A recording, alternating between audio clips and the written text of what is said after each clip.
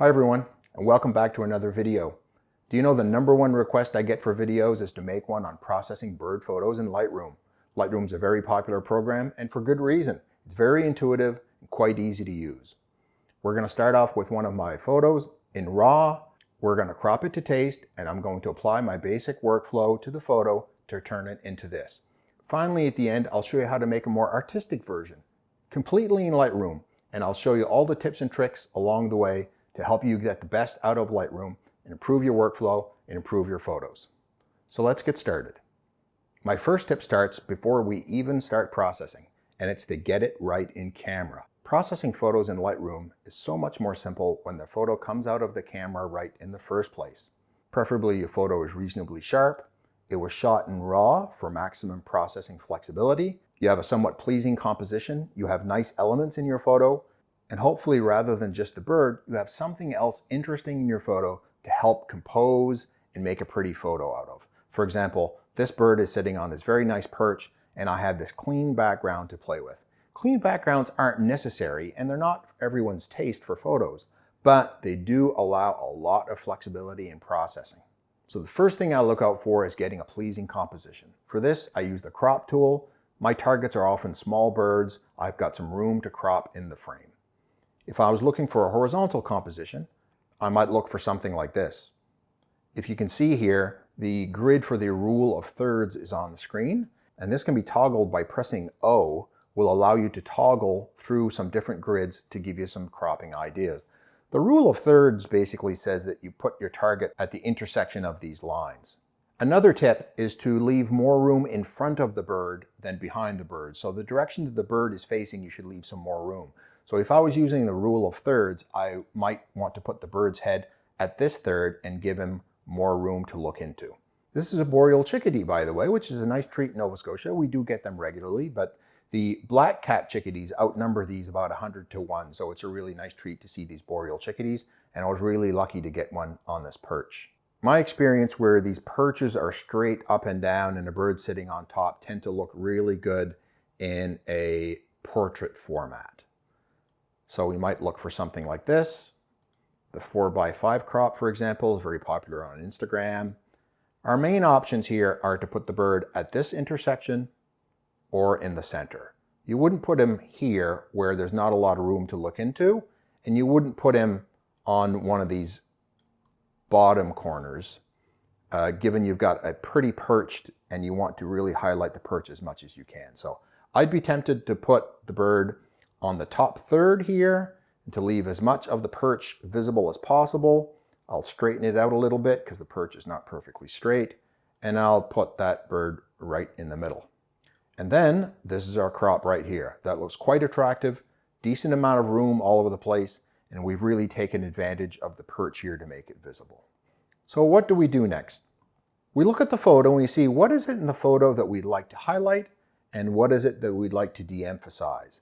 In this particular photo, I believe the bird and the perch that it's on are the prettiest parts of the scene, and I think I could make those pop out a little bit more by darkening the background.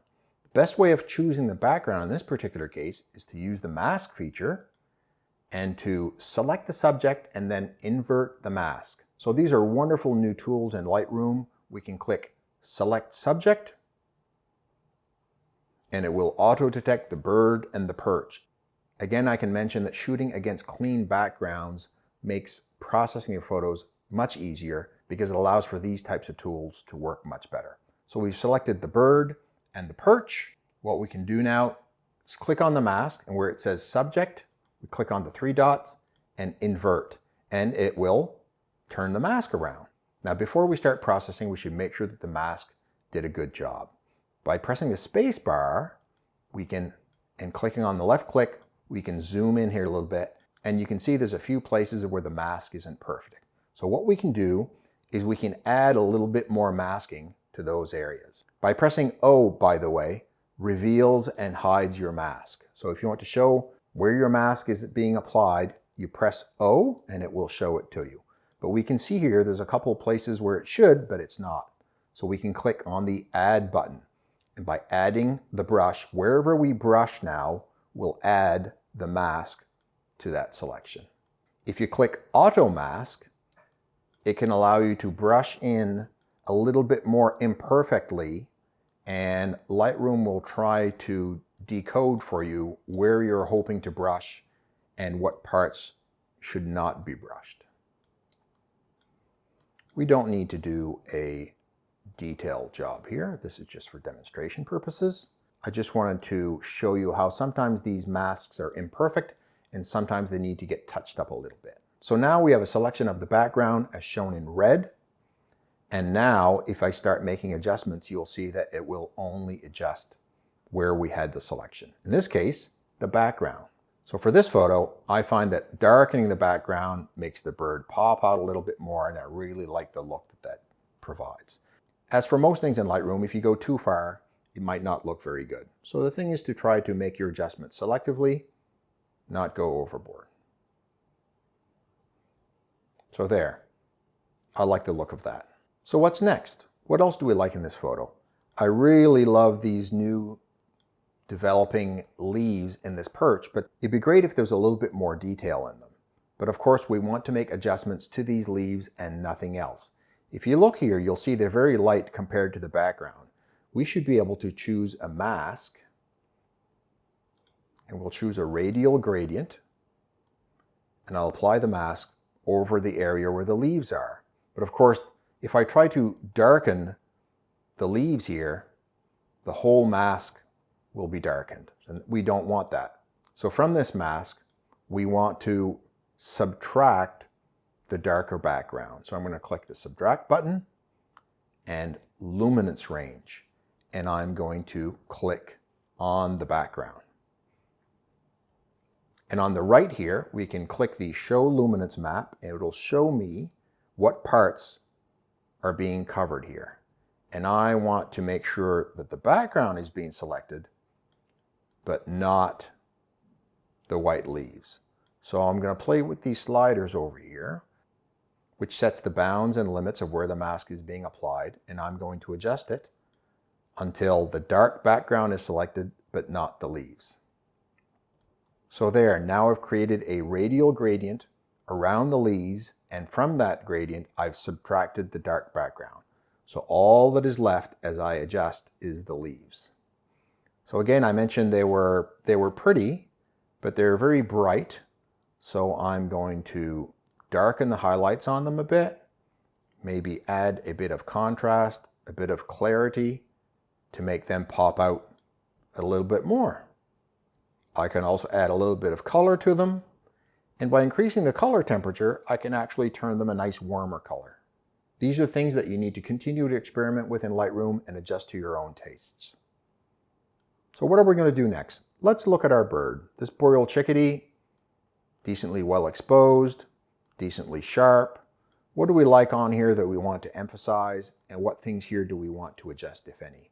I notice a little bit of a blue cast in the whites here, which I might want to remove. If I go down to the HSL panel, under saturation, I can desaturate the blue here, and as you can see, it takes that blue tinge out of the white. If I take it completely out, I find that's not attractive either. So that was where it was originally. I'll just take a little bit off here to just take the blue tinge off of those whites. Now these browns and chestnuts on the flanks and on the head are also very pretty as well, and trying to emphasize those would be very nice. We can do that in a few different ways, but by using a brush, we could brush the highlights on the head here a little bit, and then we could see how we could adjust those over here to make them stand out a little bit more. I'd increase the saturation, but actually in this particular photo, you notice that they're looking more magenta. If I crank it all the way up, you'll notice that it's actually coming across as magenta rather than brown, which is not really the color that we want. My experience is if you have browns that are looking a bit magenta, if you go up into the temperature tab and move it a little bit to the right, you'll get a nice warm brown out of it. Maybe if I reduce the highlights here a bit, the highlights in the brown on his head are washing away a bit of the color. I can reduce the highlights a bit. I Can add a bit more saturation. Again, too much saturation, it comes across as magenta. We'll add a little bit more color temperature and turn that into a nice brown. So now we're going to do the same thing on the brown flank of this chickadee. I'll create a brush and I will brush on to this area here. And again, we'll do similar to the last time. We'll add just a little bit of saturation. And in my experience, adding a bit of color temperature to browns gives it a beautiful color. There we go. Those browns are looking good. And by the way, in Lightroom, if you want to see how your processing is progressing, you press the Y key. And Y will give you a before and after view. That way you can tell whether or not your processing's gone a little bit too far. Now here around the eye, I find it's a little bit dark, and I'm going to show you a trick on processing the eyes of birds to make it a little bit more attractive. So for this, you need to zoom in quite a bit. I'm going to zoom into 300%, which is much more than anyone would ever look at your photo at. So don't worry about if it looks a little bit noisy. I like to brush onto the eye. Then I'll like to add a little bit of exposure if it's dark. On most birds, the eye looking a little browner looks good rather than blue. So I can add a little bit of color temperature and then go down to the noise slider and slide it quite a bit to the way to the right to make the eye look nice and glossy. But of course, by brushing over the whole eye, we've raised the exposure of the center of the eye that should be dark. So I like to create a second mask with a brush, and all I do is reduce the exposure. I make sure there's no feathering because I want a very hard edge to this, and I will paint in the center of the eye and make sure it's quite dark. And all you do there is that you make the eye pop a little bit more. Now also I notice it's very dark around the edges here.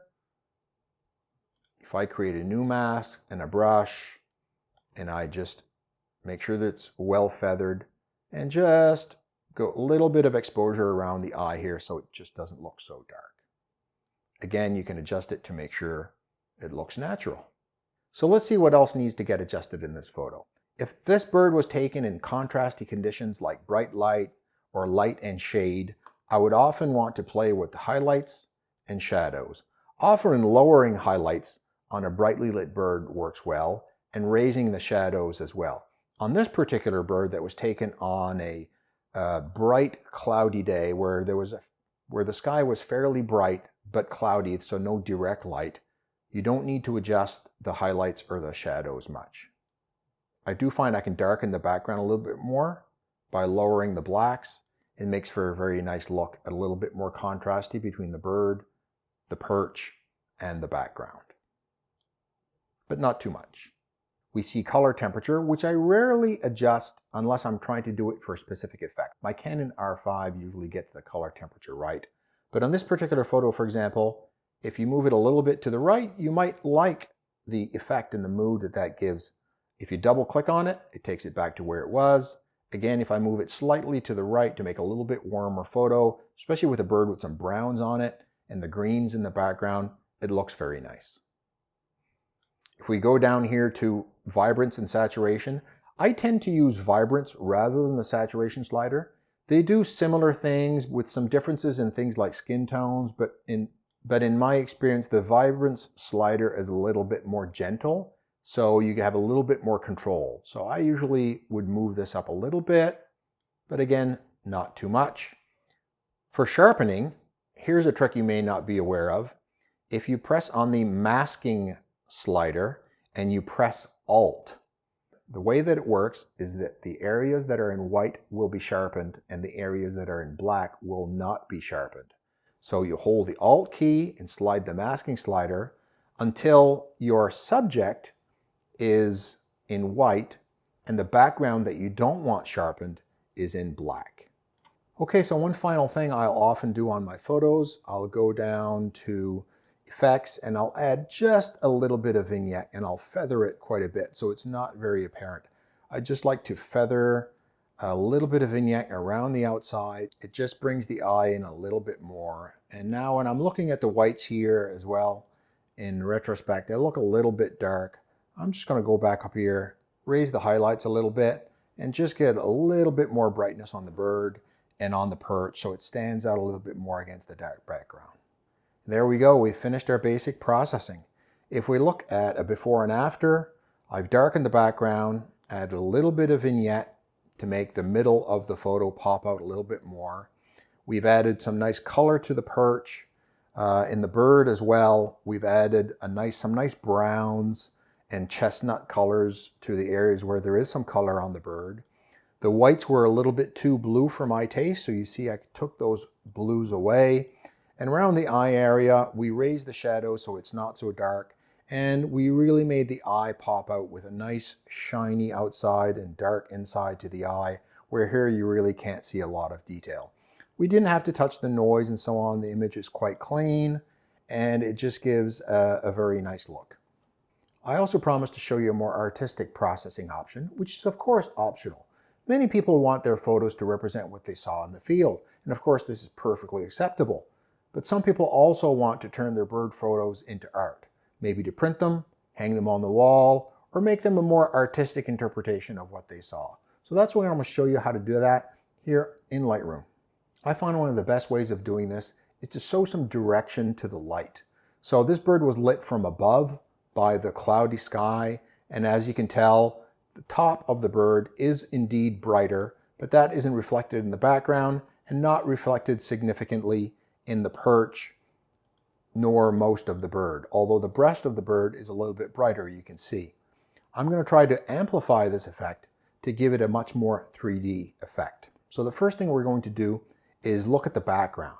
I'm going to remove the vignette that we added because I want to bring the background to its original state to make it more helpful for processing.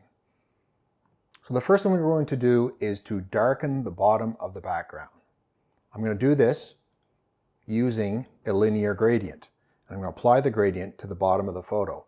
But here's an important tip. If you try to darken the bottom of the scene by lowering the exposure slider, the problem is you'll darken the background and darken the perch, but we want the perch to stay nice and bright. The tip here is to use the contrast slider instead. By increasing the contrast, you'll darken the background, but leave the brighter parts untouched. I do notice though that when I use this technique, I find that the saturation goes up quite a bit, so I like to lessen the saturation. Now we want to brighten the top of the background. I'm going to apply another linear gradient to the top, but if you notice, if I increase the exposure, I'm also increasing the exposure on the bird, which is not what I want to do. So I'm going to subtract the subject from this mask. Now, as you can see, I can change and adjust this gradient without affecting the subject. So I'm going to increase the exposure, maybe increase the whites a bit. I'm going to lower this mask a little bit lower down here. Now we're going to adjust this gradient to taste. Something that I like to do sometimes is just add one more linear gradient just at the top so I can have a little bit more control on how bright I make the very top of the exposure. And we'll adjust this to taste. There we go. Now we've made the background nice and bright on top, dark on the bottom to really give a sense of direction of light coming from the top. Now we need to make sure that the bird and the perch reflect the same thing. So to do that, the top of the bird or any parts that are exposed upwards need to be a bit brighter than what's underneath the bird. We can do this by adding a brush with a little bit of exposure, for example, and we can brush any areas that are exposed upwards so that they get a little bit more exposure. Same thing with the breast here, for example. That would be exposed upwards a little bit more because it sticks out a bit. Again, you don't want to do it too much. You want to be careful with this, and you just want to add a little bit of a sense of direction of light that's coming from above. But you don't want to go too overboard. Now, if the bird was indeed being lit from above, there might be a little bit more shadow underneath the bird here. So I'm going to lower the exposure underneath the bird a bit here, just to make it a little bit darker, to give a little bit more of a 3D sense. Also, if there was light coming from above, you see how these edges to the tail are lit and backlit from some light that's around as well. They might be lighter colored, but if we apply a brush and just a tiny bit of exposure to these white edges, we might give a little bit more of a sense of some light coming from above. Adds a little bit of a touch. Now, if we look at the leaves on the perch here, one thing that I would say needs a bit of work is the underside of these leaves should be darker than the tops of the leaves if there is light coming from above. So I'm going to add another brush mask, and I'm going to reduce the exposure, and I'm just going to brush underneath here on what would look like the dark side or the shady side of these leaves, just to make them a little bit darker and just to give a little bit more of a 3D effect by having the underside of them be darker than the tops of them. These are detail touches that certainly you don't need to do for every processing of every bird photo. I tend not to spend a lot of time processing my bird photos. I like to tend to do them fairly efficiently, but I just want to show you what's possible and give you some ideas. There, so now the underneath of those leaves are a bit darker, giving much more of a sense of light coming from above. You can also go back to the vignette and see where they're not adding just a little bit of it. Adds a bit more. And there you go. There is the before and after. And when I'm done on a photo, I actually like to go back to the exposure slider and just check the brightness a bit to see whether or not it's too dark, it's too light. Sometimes doing it at the end is a bit helpful to understanding how bright or dark your photo is. I also like to go back to the vibrance and adjust it at the end. That way I know what I'm playing with in terms of colors. And I also like to go back and to go to the temperature slider to see whether or not for artistic effect you want to play with the temperature. If you wanted to look a little bit cooler and colder, you could go to the left, and if you wanted a little bit of a warmer look, you could go to the right. And in this particular case, I actually like a little bit of that warmer look. There we go. There's the before and after, and giving you a little bit more artistic interpretation of what your bird photo could look like. And I have another tip for you, and that's in exporting your photo. We're tempted to export it in a very high resolution to preserve as much detail as possible. The problem is, if your file is too large, Facebook and Instagram will try to compress your photo and ruin its sharpness if it's too large. You need to export it in the largest size possible that Facebook and Instagram will not try to compress. And that is 2048 pixels on the long side. So under the Export tab, if you go to Image Sizing, click Resize to Fit, Long Edge, 2048 pixels. If you export in that size, that is the largest resolution that Facebook and Instagram will not try to compress, and that'll help preserve your sharpness. Now clearly I haven't been able to go through every feature in Lightroom to help you with processing your bird photos, but hopefully I've given you a few tips and tricks, some ideas, and some inspiration to help you process your very own bird photos. I hope this was helpful for you, and I'll see you next time.